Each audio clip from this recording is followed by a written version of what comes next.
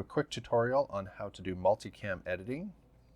And then I'm going to take that video that's generated and put it back into DaVinci to actually show you how I make this tutorial. And the purpose for that is to help you learn how to do noise reduction. Because right now in my house, I've got a furnace turned on. I'm just going to be quiet for 5 seconds.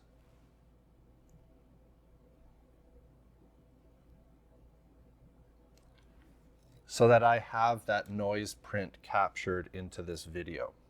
And I'm recording with a lapel lavalier microphone. Okay, so first, multicam. So I'm going to grab these two videos that were shot at the exact same time on two separate cameras, and the cameras themselves did record audio. That is very important, so that the videos have an audio layer baked into them. I can play them each separately. You'll hear that they do have even with the donuts alone, we're inspired.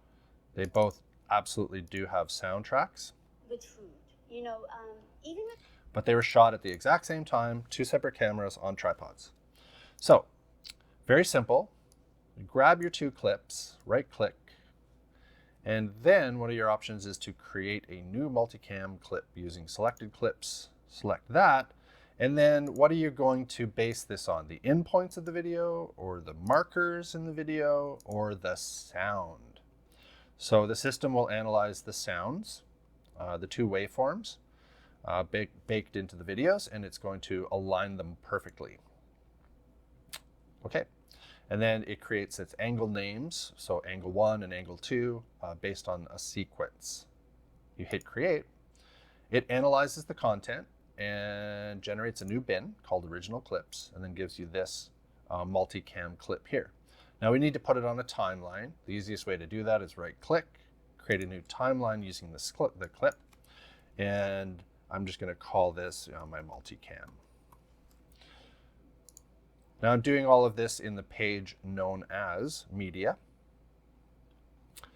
but you can do this in any of the pages. So if you're over here on edit, you can get to your media pool up here. I got my effects turned on. I'm going to turn those off. Media pool. Yeah, I don't need it for this edit, so I'm just going to turn that off. Now, a mistake I made earlier, I went henpecking around looking to try to get the second viewer to pop up. You'll see that here pop up on the left in a second here, but I couldn't find it. I went through all the steps where you double click on the video, and then this little button here, you drop it down and go to multicam, and nothing happened. I should see another preview popping up on the left-hand side with my clips.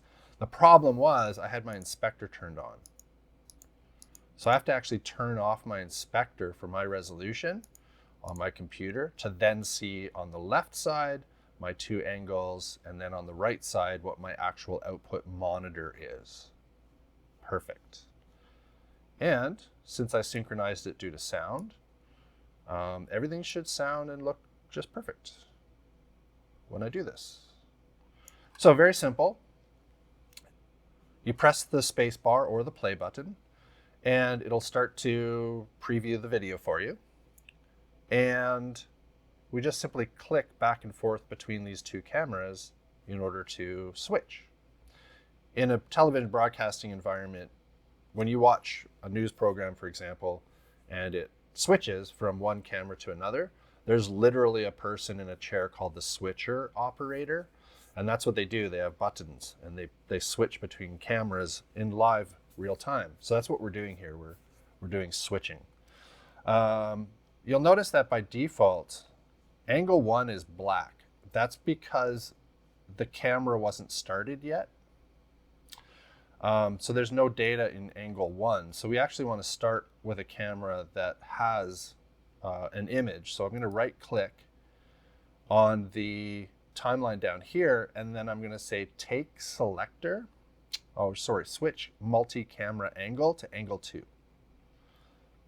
So by default, before I've started to press play and done all the switching, it's going to start on cam 2. Then I press play and start toggling between my two cameras. And you can do this with up to 10, 12 cameras. DaVinci will give you previews of all of your cameras if you've set them up as a multicam timeline.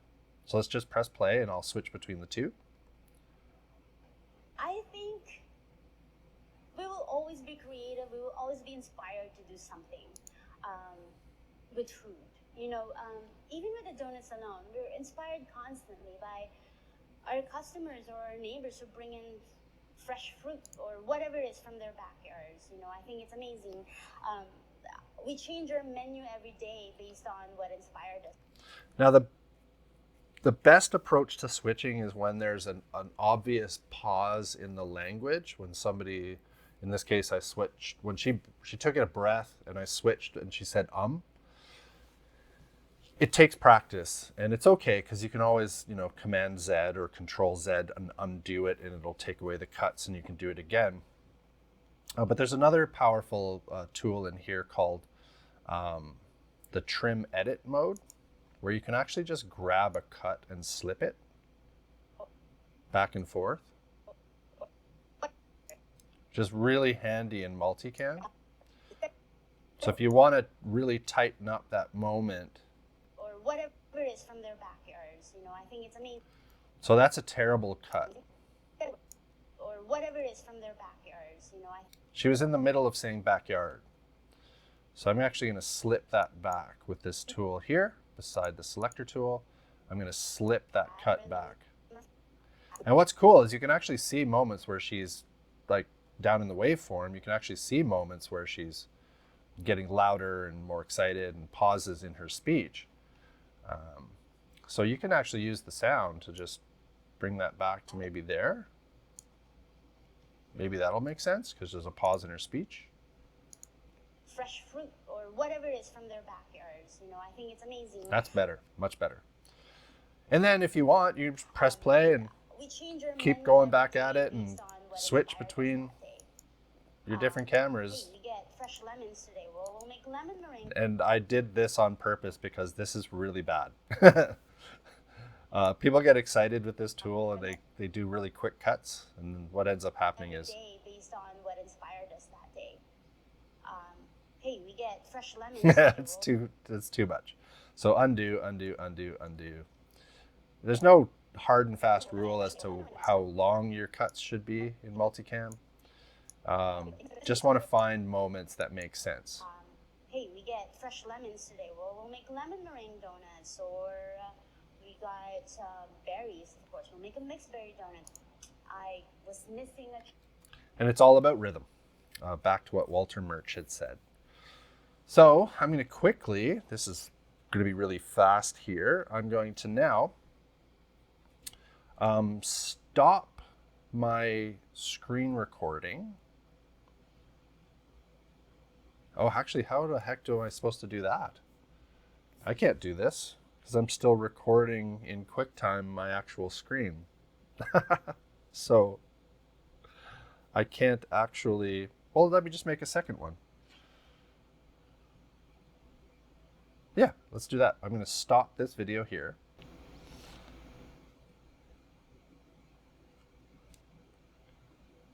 I'm always giving a pause at the beginning of my screen recording so that I have a little bit of a noise print. And what I've done, I didn't record this in. Let me just delete these two things so that I can start fresh. I'm going to bring in my screen recording from moments ago where I did this demonstration for Madame Donuts. And I'm going to create a new timeline from selected clips and call this my tutorial that I'm going to set up for you online here soon. And there it is. And down here, I can look at my waveform. It takes a minute for the software to analyze the wave. So one of the things I like to do, stretch it down so I can actually see the wave. And what I want to do next is I want to get rid of any noise, because right now there's a furnace blowing in my house. There's two ways to do this actually. I could just deal with volume here, and that's just grabbing that line that stretches across and just make my waveform all fit nicely within this view here. And then if I if I want to get into like real detail, I can go down to this page here, which is my Fairlight page, which is the audio engineering software built in. This is a full multi-track recording studio. It's incredible. And this is the moment here. It's going to be hard to hear, but there's furnace noise here. I can actually see it, but that's the actual noise print of the furnace blowing in my home. These louder moments here is when I'm talking, so that I have that noise print captured into this video. And that was recorded earlier. So it's actually really fast in DaVinci. Effects, you can go searching for it, or you can just type in noise, N-O-I-S-E, wow, and then just grab the Fairlight effect, known as noise reduction, and drag it down onto the clip you want it to affect. This will pop up, and you have some choices to make in here. You could have it learn this noise print. It's a little bit tricky to do that, because if you press the learn button, you have to play it, and it might accidentally learn your own voice, and it'll start reducing the noise of your own voice. So the easiest thing to do is literally do this. Auto speech mode. And suddenly it goes away. You got to be kind of careful with this because it might make you sound a little bit robotic. So there's this here called dry and wet. Dry and wet. Dry means this is what it originally sounded like. This is the original recording. This is the effect 100% applied. So you kind of play with this to find a nice spot. By default, oddly, auto speech mode works amazing. But this is a trick I learned, and I don't know if, yeah. If I grab my edit selection mode and I just highlight the noise print here, I turn on learn. So I'm going to do this manual and learn. And I got to remember this keystroke. I think it is Control /, which is just under the question mark. Nope. Option /.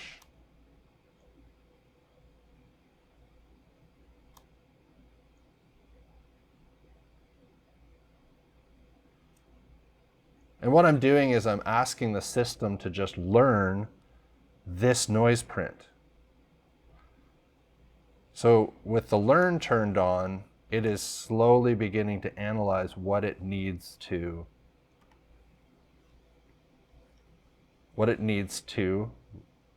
get rid of, what kind of noise it's got to reduce. This is kind of an advanced approach to this, but it ends up giving you a lot more control down the line. Now back to my selector tool. I find this a little bit finagly because I want to just deselect this region in here.